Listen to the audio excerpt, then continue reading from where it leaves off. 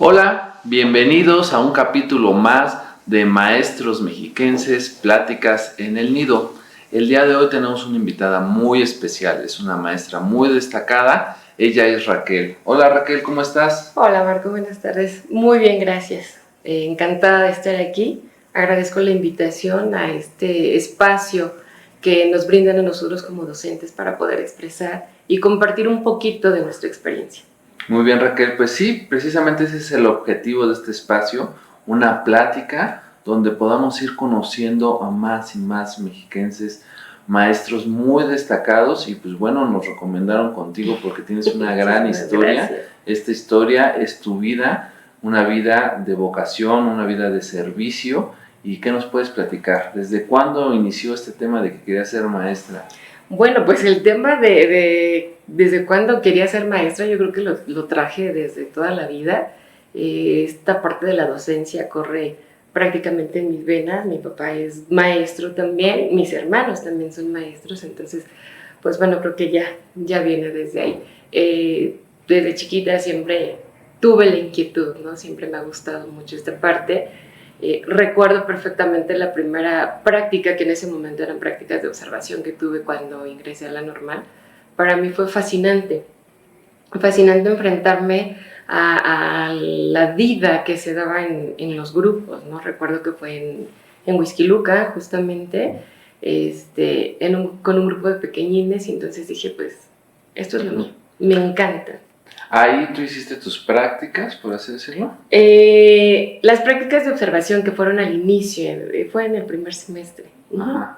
Sí, ya después nos cambiaban de instituciones, estuve en las prácticas ya finales en la primaria Miguel Alemán. Ahí estuve un año con el grupo de primero, encantada. Y ya como tal, como ya maestra frente al grupo, ¿cuándo fue? En el 2001 egreso de la normal número 1 de Toluca y me mandan, con toda la suerte del mundo, a la supervisión de la zona escolar P153 en el municipio de Mexicalcingo. Ahí encuentro, yo estudié en Mexicalcingo, de hecho viví algunos años allá, estudié ahí la primaria en una escuela de nueva creación, la primaria Xayacat. Entonces pues yo vi crecer esa primaria, y justo cuando egreso me envían a la supervisión y esa escuela pertenece a esta supervisión. Llega la directora que era todavía en ese momento la maestra Lupita, y dice, bueno, ¿qué estás haciendo aquí? ¿No? Y ya le platiqué, acabo de egresar, me dice, a mí me hace falta un maestro. Y me dice, vente conmigo, platica con el supervisor, y entonces toman la decisión de mandarme a la escuela en la que yo estudié. ¿Y qué grado fue? Al principio tuve sexto grado, un poquito complicado porque pues ya los niños son muy grandes, yo iba así como que saliendo, pero fue una experiencia, un reto muy muy bonito, el cual me dejó grandes experiencias, ¿no? Yo ya después, a mí me gusta mucho trabajar con los niños pequeños y regularmente yo tuve primer grado, ¿no? Pero esa primera experiencia, ese enfrentamiento a los niños mayores de la primaria, sí fue muy placentero para mí también. Muy bien. Oye Raquel, fíjate que nosotros en el nido tenemos una filosofía. Esta filosofía se llama aprender toda la vida. Y creo que hace match precisamente con la historia de tu profesión, con la historia de tu vida, porque pues posiblemente antes un maestro pues estaba nada más en sus estudios del normal, ¿no? Y ya con eso daba clases, se jubilaba y ahí nos vemos, ¿no? Lo mismo pasa a lo mejor con algún licenciado hace 2 décadas atrás, una década, ¿no? Tenías tu licenciatura, conseguías un empleo, trabajabas ahí de una forma estable cierto tiempo de tu vida, te jubilabas y ahí nos vemos. Eso ya se acabó, ¿no? Eso es un cambio generacional. Hoy pues es difícil conseguir un empleo estable que dure todo el tiempo, pero sobre todo, pues hay una competencia, ¿no? Y tienes que irte preparando constantemente. ¿Tú qué visualizas en ese aspecto? O sea, este tema de aprender para toda la vida, ¿lo pusiste en práctica? Claro, claro, porque yo estoy convencida completamente de que debemos aprender de todo lo que hacemos, de todo lo que vivimos, tanto buenas como malas experiencias nos deben de dejar un aprendizaje. Y creo más que en esta parte como docente no debemos quedarnos atrás, ¿no? Siempre debemos estar aprendiendo de los niños, incluso es más el aprendizaje que tienes de ir conociendo, porque aunque trabajes varios años con el mismo grado, por ejemplo, todos los niños son diferentes y a todos les aprendes y les aprendes muchísimo, ¿no? Y no podemos quedarnos estancados porque además estas generaciones se van modificando y nosotros tenemos que ir al paso de ellos también, ¿no? Entonces, para mí, la parte de la actualización, de continuar aprendiendo, creo que es muy importante.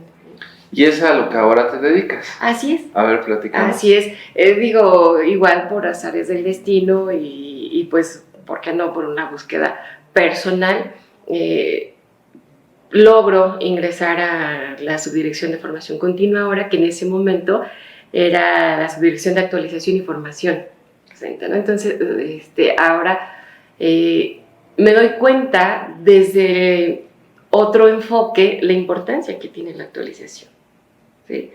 Porque es muy satisfactorio el poder estar generando o invitando, exhortando a los compañeros a que continúen con su preparación, que no nos quedemos estancados, que no nos quedemos con lo mismo.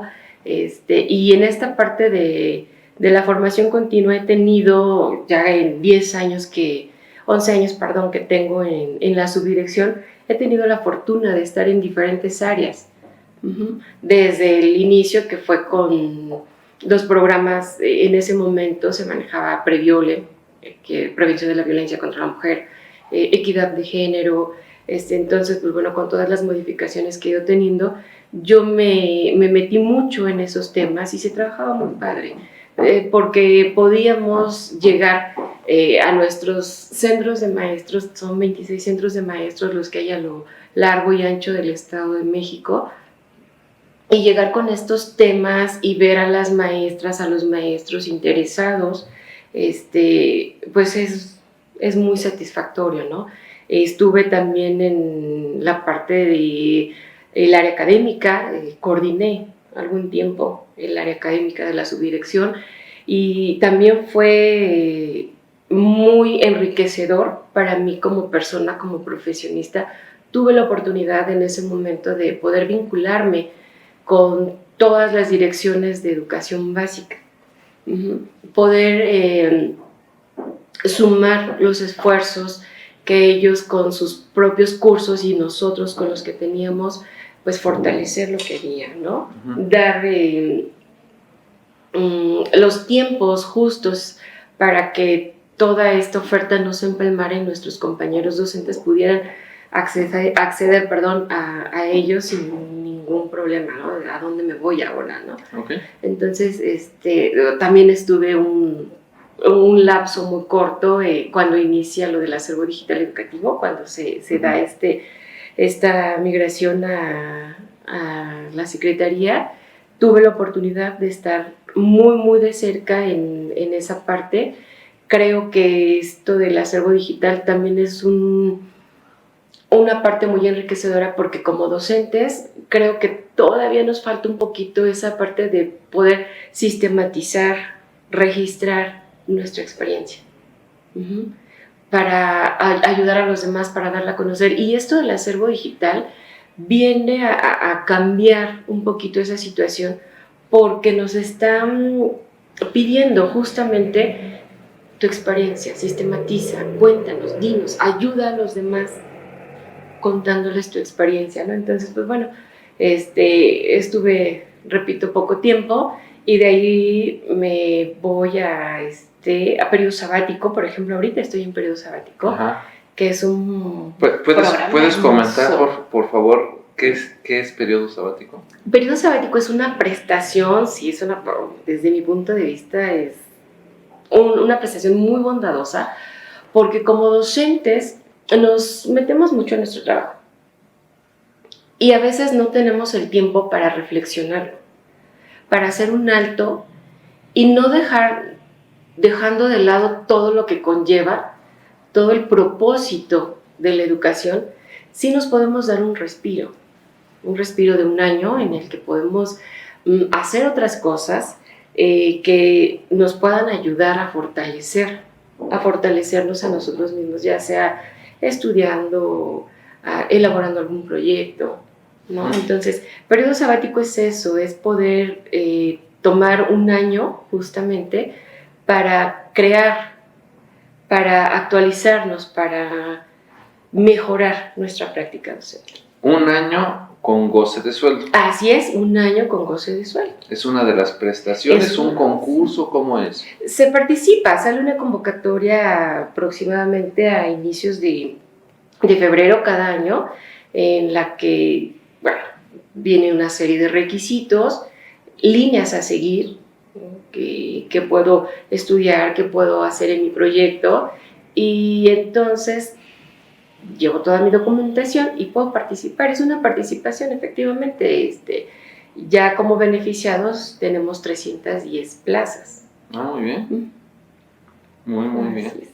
Oye, Raquel, pues muy interesante todo esto que nos platicas, cómo de dar clases entras a formación continua. ¿Cuántos años lleva formación continua? Tú dices que tienes 11 años y te tocó la creación de formación continua. Ya estaba. ¿Eso tiene mucho tiempo? Muchísimos años y ya tiene más tiempo. Yo llegué cuando era el de CAD, SUCAD, perdón, antes fue de CAD, entonces sí ya tiene algún tiempo la creación de la subdirección. De hecho, los centros de maestros pues ya tienen más de 20 años de creación, entonces sí ya es un buen tiempo el que qué bien saberlo. Oye, Raquel, estamos pues de alguna manera regresando a una nueva normalidad, ¿no? Después de el aislamiento, de todo lo que ocasionó el COVID-19, que tuvieron que cerrar pues, las oficinas, las escuelas, los centros de maestros. Yo veo que hubo un gran avance.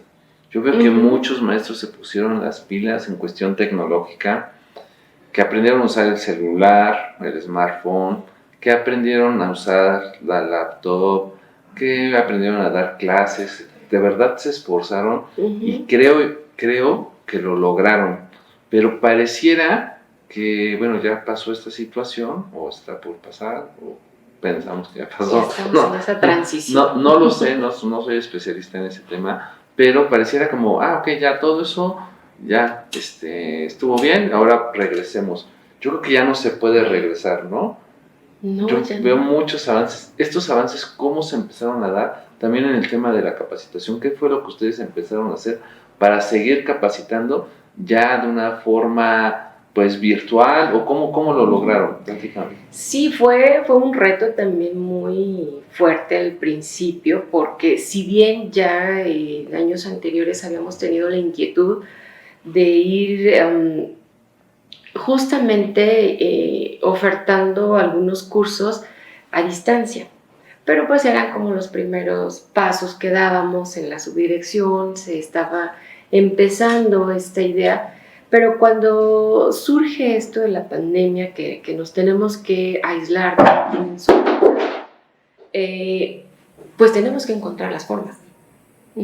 Y afortunadamente, los compañeros que laboran en los centros de maestros, mi total respeto para ellos, porque con lo que teníamos empezaron a trabajar, empezaron a diseñar desde cero, así, de manera muy, muy rápida, para no dejar pasar justamente esta parte de la formación, ¿no? que es nuestra vida. Claro. Entonces sí fue un poquito complicado, pero se logró. Se logró, todos tuvimos que entrar a esta nueva forma de comunicarnos, de hacernos llegar a los docentes. Y pues ahorita te puedo decir que aunque ya estamos en esa transición de si pasa o no pasa esta situación, pues ya es algo que se nos quedó y ya tenemos ese aprendizaje, ya tenemos esos cursos que podemos decir, los impartimos a distancia, ¿no? Y espero que, pues bueno, continuemos con eso, no podemos regresar. Fue una prueba superada, ¿no? Una prueba superada para los maestros mexiquenses. Así es. Que demostraron su adaptabilidad, ¿no? Se adaptaron a una circunstancia muy complicada, pusieron hasta inclusive de su bolsa, ¿no? Así es. Eso es algo que vale la pena. Me quedo con esta frase que dices, Raquel, de con lo que se tenía se hizo. O sea, como tienes que sacar fuerza, tienes que ingeniártela, tienes que construir con lo que tienes, porque nosotros a lo mejor quisiéramos en este momento tener un estudio padrísimo, las luces, todo, bueno, en este momento no lo tenemos, pero con lo que tenemos pues hacemos lo que podemos, ¿no? Y yo creo que esa es una filosofía del maestro mexiquense. Así es, yo creo que es parte de nuestra identidad como docentes, el querer ir más allá y de lograrlo, de hacer las cosas desde, pues primero desde las ganas de querer hacerlo y pues lo que sea es echar mano de lo que tengamos, ¿no? Claro. Y lograr, y pues bueno, todo en pro de nuestros niños jóvenes, ¿no? Del Estado de México. Muy bien. Oye, Raquel, ojalá que en alguna oportunidad nos puedas recomendar que nos visite algún maestro que venga regresando de su periodo sabático, para que nos platique qué hizo, de qué le sirve esta gran prestación. Creo que ahí hay una historia muy interesante, ¿no? Sí. Maestros que van al extranjero, ¿no? Sé que van algunos a Canadá, Sudamérica, a prepararse, que acaban un posgrado, que hacen un libro, que escriben un libro, alguna publicación, que dan clases en otros niveles. Creo que es interesante. Sí, de hecho, para poder accesar al periodo sabático, pues son 4 opciones. Una de ellas justamente pues es estudios de posgrado y tienes que hacer pues una maestría, un doctorado, un postdoctorado incluso, y eso obviamente pues cubriendo las fechas establecidas que son del 15 de agosto, perdón, del 16 de agosto del año en que inicias el sabático al 15 de agosto del siguiente año. Es el año completo, ¿no? Entonces, pues bueno, mientras tú estés estudiando, puedes solicitar ese periodo, ese año sabático. Y las otras 3 opciones que tenemos, pues es investigación. Hay que hacer alguna investigación de un tema evidentemente educativo, obra pedagógica en la que puedes entregar, ya decías, un libro o algo que pueda aportar algo, ¿no? Y finalmente docencia, que pones en práctica algo que tú ya tienes, algo que ya sistematizaste y que lo pones en práctica en un grupo. Casi me la sé, Raquel. Así es, y eso me da mucho gusto. Estuve en un evento y ¿sí? Escuché, me puse mucha atención, un evento muy bonito, sobre todo con mucha cercanía, y te digo, lleno de historias, lleno de historias. Cada uno de estos maestros pues va a poder regresar y ser mejor. Creo que eso es. Y mira lo que comentas ahorita de las historias, es súper interesante para nosotros que estamos orientando a los compañeros, apoyando en esta parte. Es muy interesante escuchar cuando llegan a inscribirse, ¿no? Cómo llegan las historias que te cuentan y en el transcurso, en el proceso, cómo van cambiando incluso hasta las actitudes, la persona, ¿no? Y el escuchar todas las historias, porque cada uno de verdad que es una historia completamente diferente. Y para nosotros es estar en contacto con lo que está pasando en la base, en las escuelas, ¿no? Claro. Es muy bonito. Pues mucho de historias, hablar de precisamente de estas carreras, de estas vocaciones. Mucho de esto tiene el sentido de lo que estamos haciendo ahorita. Conocer tu historia, reconocerte como una maestra ejemplar, una servidora pública que ha dado más allá, ¿no?, de lo que pues normalmente corresponde, ¿no? Esta pasión, esta entrega, es un reconocimiento.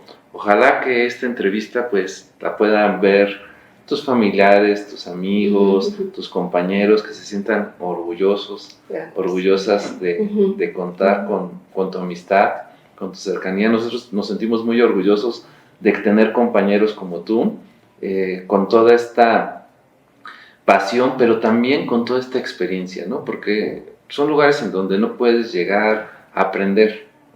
Ya, la experiencia que tienes, todo lo que sabes, desde el área académica, que es un área muy, muy técnica, muy especializada. Este tema del ADE que te tocó construir es un gran legado en el que han participado, no tengo el número, pero muchísimos maestros que de alguna manera han podido perpetuar su trabajo, ¿no? ¿Cuántos trabajos, cuántas investigaciones y quién las lee? ¿Qué hacen con ellas? Pues no hay mucho sentido, ¿no? Son como las tesis de las universidades. Si esto no se aplica, pues no pasa de ser un requisito. Entonces creo que es una gran oportunidad, lo dices con mucha pasión, parece que te gustó, te entregaste al tema. Ojalá pronto podamos tener ahí también algún compañero del ADE para que nos platique. Creo que ya han venido, pero queremos saber si viene la coordinadora y nos platica más de qué viene. Y pues este tema del periodo sabático, que me parece increíble, lleno de historias. Así es. Muy, muy, muy apasionante. Si le cuentas a alguien que no sabe nada de educación o del magisterio, del sistema educativo del Estado de México, es decir, ¿cómo? O sea, se van un año y le siguen pagando, ¿sí? Se van un año y le siguen pagando, pero ahí está el gran compromiso social, porque el maestro tiene que llegar y regresar todo eso y se tiene que ver reflejado en la educación de nuestros estudiantes. Pues es que justamente ese es el propósito, ¿no? Que tú te vas o te retiras un poquito de la actividad cotidiana que vienes realizando, pero tienes que regresar mejorado, ¿no? Tienes que regresar con toda la actitud para, como bien decías, devolver todo eso que aprendiste y que hiciste durante ese año. Claro. Y obviamente, pues todo en pro de nuestros jóvenes. Fíjate, Raquel, que es una buena técnica esta que estás diciendo. ¿Cómo precisamente no caemos en la monotonía? Si tú te hubieras quedado dando clases 20 años en sexto año de primaria, posiblemente ya lo harías pues ya sin pasión, sin gusto, mecánicamente. Hay muchos maestros que están en esa esfera de comodidad, por así decirlo, ¿no? Le llaman la zona de confort y dicen por ahí que es un lugar muy bonito, pero nada crece. Entonces, el hecho de salir, de estarte retando, inclusive en el mismo área estar buscando otros, para no caer en esta monotonía, es muy valioso, Raquel. Te lo reconozco mucho. Estamos por finalizar esta entrevista. ¿Algo que quisieras comentar para finalizar, Raquel? Pues nada más invitar a las compañeras, compañeros que se acerquen a la Subdirección de Formación Continua. Van a encontrar una gran variedad de cursos, por ejemplo, en los centros de maestros, y en el área de periodo sabático, pues darles la orientación y la atención para que justamente sean beneficiarios de esta prestación. Muy bien, pues este fue un capítulo más de Maestros Mexiquenses, Pláticas en el Nido. Tuvimos una invitada de honor y los invitamos a seguir viendo estas pláticas, más y más historias, más y más maestros de excelencia. Muchas gracias y nos vemos hasta la próxima. Edomex, decisiones firmes, resultados fuertes.